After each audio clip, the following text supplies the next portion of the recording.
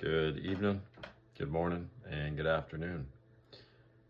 Tonight I'll be reading from Mark chapter 9, verses 1 through 13.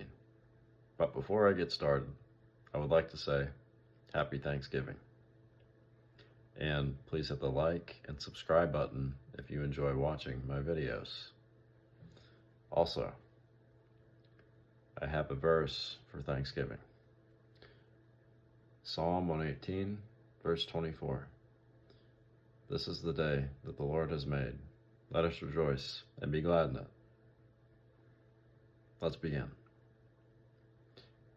And he said to them, Truly I tell you, some who are standing here will not taste death before they see that the kingdom of God has come with power. After 6 days, Jesus took Peter, James, and John with him and led them up a high mountain, where they were all alone. There he was transfigured before them. His clothes became dazzling white, whiter than anyone in the world could bleach them. And there appeared before them Elijah and Moses, who were talking with Jesus. Peter said to Jesus, Rabbi, it is good for us to be here. Let us put up 3 shelters, one for you, one for Moses, and one for Elijah. He did not know what to say. They were so frightened.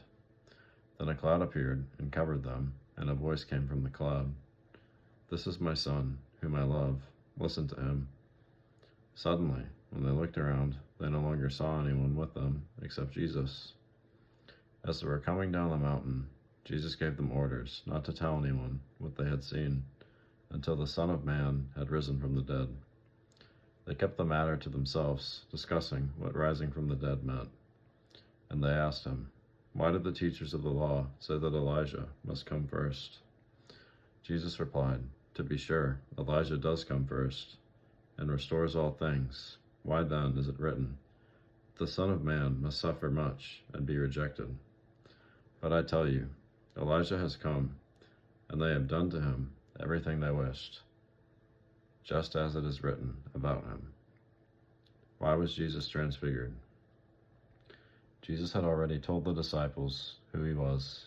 Now God verified it. For the disciples' benefit, Jesus took on incredible brilliance. Moses and Elijah appeared, and God himself spoke. The cloud that surrounded them signified that they were in the presence of the Lord. The message was clear. Jesus is the Messiah, the Son of God. Hearing God's spoken words and seeing a glimpse of Jesus' heavenly splendor and majesty powerfully reinforced Jesus' identity as the Messiah. How did they recognize Moses and Elijah? The Bible doesn't tell us. If this was a vision, God could also have given the disciples divine insight to recognize Moses and Elijah. It's also possible that they overheard what was being said, causing them to realize with whom Jesus was talking. Why did Jesus command his disciples to keep quiet about the transfiguration? Ironically, the Pharisees who demanded a sign from heaven as proof of Jesus' identity were not close enough to him to see the miraculous sign when it came. Jesus may not have wanted news of his transfiguration to become known, because such accounts only would have increased the clamor for the sensational. What would Elijah restore? The final words of the Old Testament predict that before the day of the Lord, a man like the prophet Elijah would appear with a dramatic ministry of reconciliation. Jesus identified this person as John the Baptist, who prepared the people for the life and ministry of Jesus. God bless you guys.